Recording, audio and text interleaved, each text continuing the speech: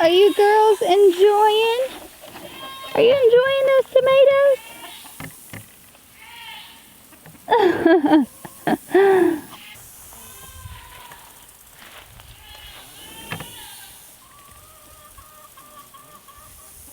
We have officially ripped out all of the large slicers in the tunnel.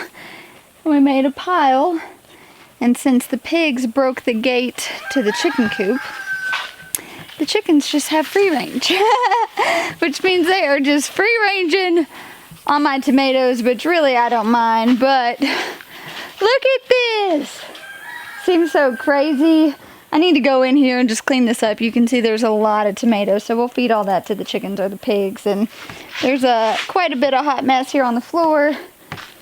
But the tunnel looks so different. So even though we have our fall round of tomatoes over here, having these tomatoes out in my mind really signifies that like we are closing that chapter.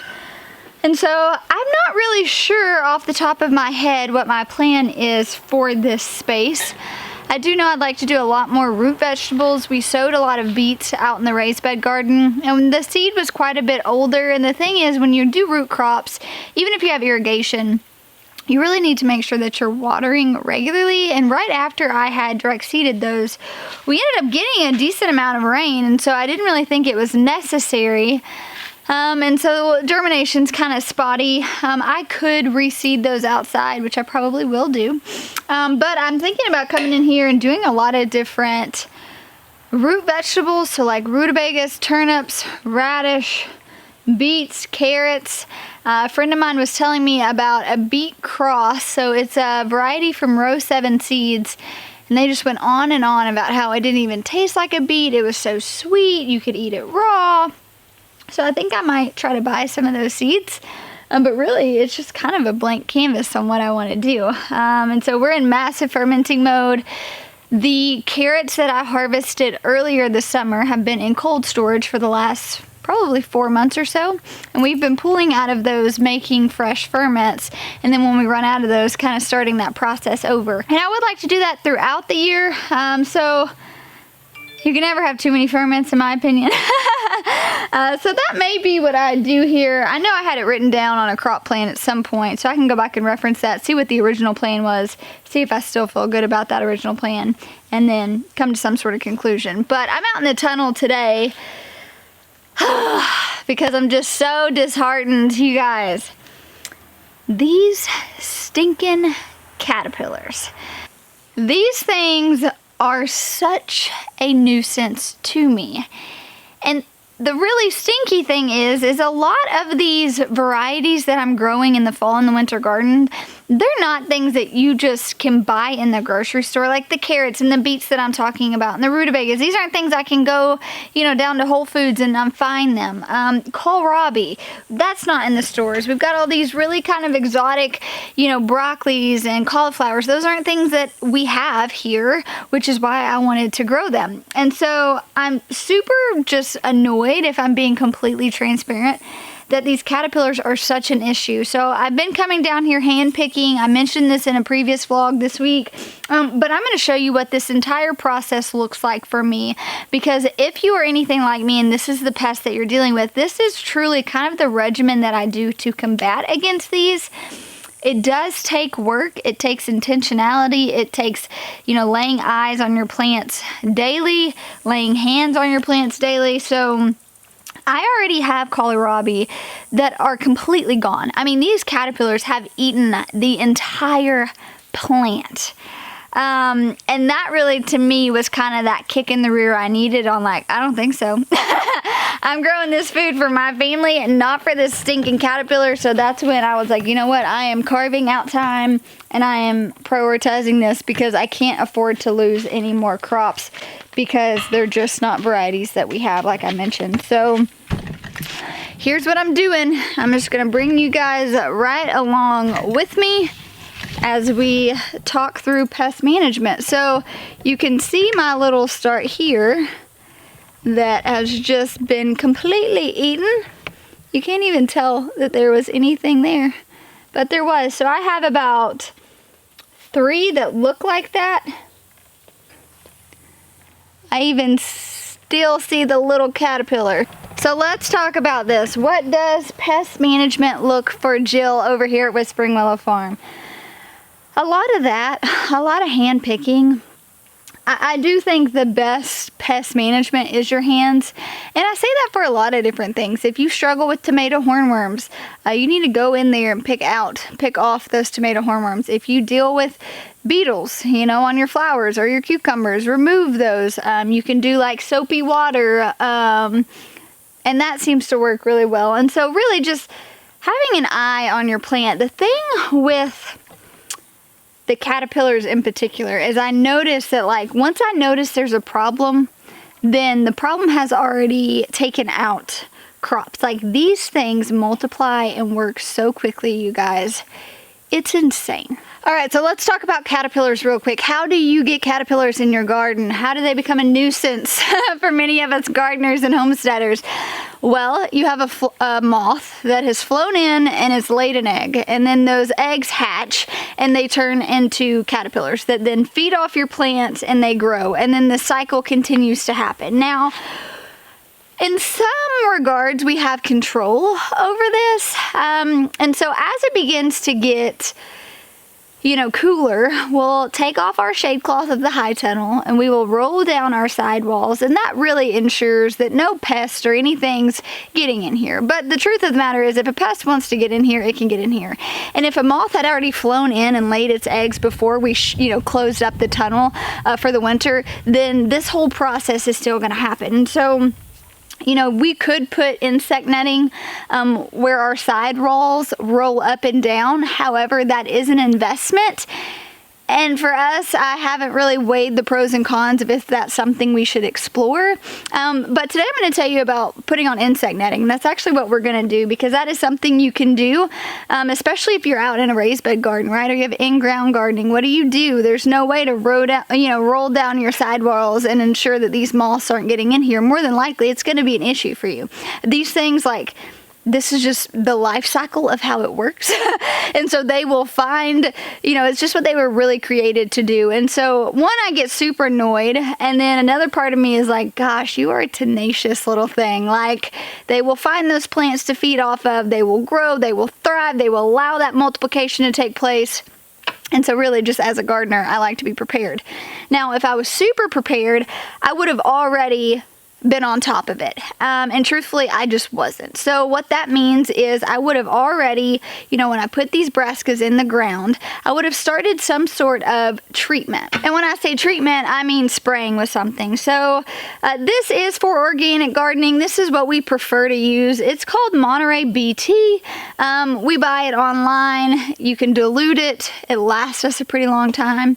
And this works really, really well for us, because what I do is I hook it up to the water hose that's out in my raised bed garden, and then you click it to the water. And so I spray on my plants really, really well with the water, and then I turn it on, and it is like circulating that water with the diluted solution in here to really kill those off.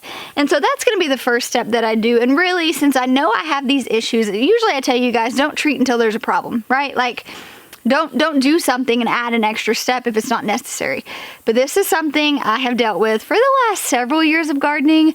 And truth be told, I will probably deal with this for as long as I'm gardening. And so I should just have some sort of preventative methods in place. And so what that looks like is going in probably every few days and spraying. I will say, when you are spraying, make sure you're spraying underneath the leaf, which is primarily where you're going to find caterpillars, and then in the center. When you've got those clusters that are just starting to grow, I find that that's where those caterpillars really like to hang out and feed off of, and then they kind of spread and gravitate to the rest of your plant. So that is what I'm going to do today.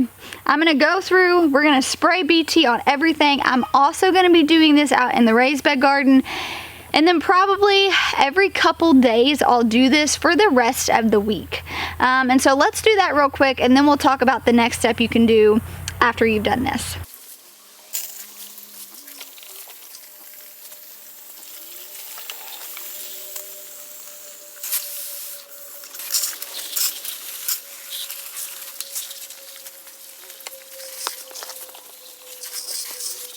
All right, so now that that is done, I'm gonna start putting the things in place for when I'll probably do this every other day for the next week or so, but I am going to want to put insect netting in here at some point once I have really controlled the caterpillar population and situation. So I think insect netting is a great resource to have, especially because you can use it year after year. So this insect netting is a little nasty as far as color, right? It's a little dingy, but I've literally had this for like seasons and seasons, and you can reuse it. So what I'm gonna do is take 9-gauge wire. So we have got 9-gauge wire here. What Nathan and I did is we bought a huge thing and we just cut it, which is what I would recommend you guys doing too. It's going to be a lot cheaper just to buy a big thing of it, cut it to the lengths of your bed, and then I'm going to place these every few feet all the way down until my peppers. So I'm going to go ahead and get all of this in place. I'm already getting my insect netting. We're going to go ahead and measure out. I'm going to cut off everything that I need. And then that way, once I've done this and I know I've gotten rid of the actual caterpillars and I'm not worried about them, they're not, you know, I've killed off any of those new eggs that are laying, then I can go in, lay the insect netting, and then really just make sure that this isn't an issue that I'm going to have to mess with, you know, continuously, or worse than that, it's not something that's just going to completely ruin all of my brassicas and I'm not going to have any. Side note, if you're doing this in your tunnel or your raised bed garden, if you do not have drip irrigation, this is something that you need to think about. So we have drip laid on timer. So even though I've got this netting and it's going to be clamped to the side of this raised bed, I don't have to worry about my things getting watered. If you do not have that and you are just using maybe, you know, your hand watering, you can water over this and it will penetrate through. However, over time, your insect netting is going to get like, it's going to start sagging, especially if there's a hard rain. You're going to have to stretch it a bit more. Or they might not get as watered, like as thoroughly as they could. So aside from that, know about the watering. Also, you know, really think about how you plan on putting this insect netting. I know when Nathan and I lived at our old farm, we did this and we attached one side of the insect netting to a 2x4. We stapled it on. That way I could go in and I could lift up that 2x4 and I would have access to harvest, I would have access to water and things like that. Now with clamping these, I'm not going to have to worry about harvesting, you know, the rewards of these for quite a while, and usually by that time we've already got a grip on the pest and they've moved on. You know, we're not dealing with these moths in the dead of winter, so eventually we'll take off the insect netting anyways and we won't really have to worry about it.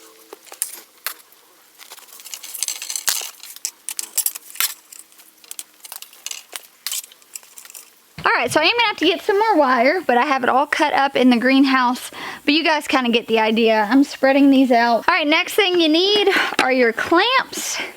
So we buy these from Lowe's, Home Depot. They're massive clamps. You can buy a variety or you can get smaller ones. I find that these work really well, but if you've got big, thick wood on your raised bed, or maybe you've got some sort of center block, having a big clamp just ensures that there's no problem. So if you're wanting to start this, know you need some sort of gauge wire, PVC if you have it on board. You're going to need some sort of clamps to secure. If you're needing a way to lift up your netting, maybe think through that, some wood, and then of course you're going to need your actual insect netting.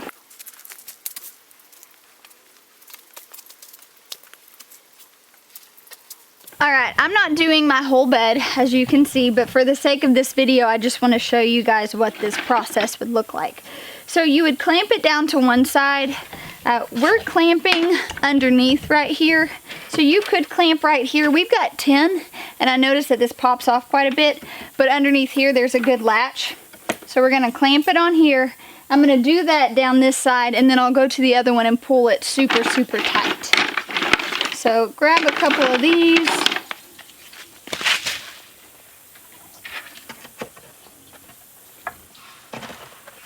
Another place that we're clamping down is right here at the end. You want to make sure that there's really no nook and crannies that these moths can get in.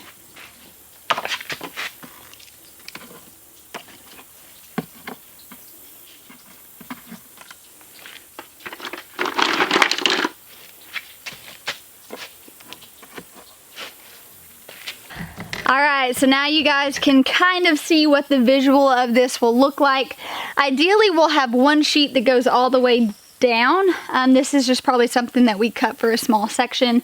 This is something I'm usually having Nathan help me with. It just goes by smoother and faster. However, you can certainly do it by yourself.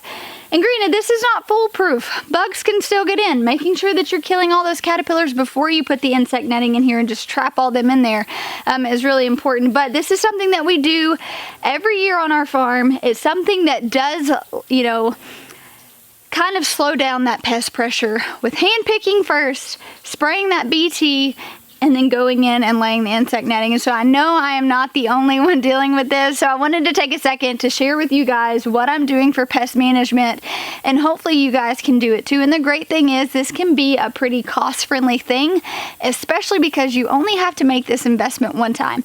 I've been using this system for 3 years, and I've used the same 9-gauge wire. I've used the same clips with an exception of a few. We've lost a few because they've broken. I've had to buy some more. And I'm using the same insect netting. So really, if you take care of it, you store it all properly, at the end of the season that you're using it with, you should have no problem that it won't last you for a really long time. The cool thing is too, is if you are growing outside, or even if you're growing in a tunnel, sometimes we have to do this depending on how the weather is, you can replace this insect netting with row cover. And so if you are worried about a frost or maybe a heavy snow, no big deal. Just, you know, take that row cover and lay it on here. You've already got the hoops in place. And I find that it's really helpful, especially for things out in the raised bed garden. There have been a few times that I'm like, oh, I don't know. I really, you know, my cabbage is almost there, but we have a heavy snow coming. I'll just go throw some row cover on there and it works just great. But that is a wrap for today's video. Now I'm gonna go outside and cook my kids some dinner. But thanks for hanging out with me today. I'll talk to you soon.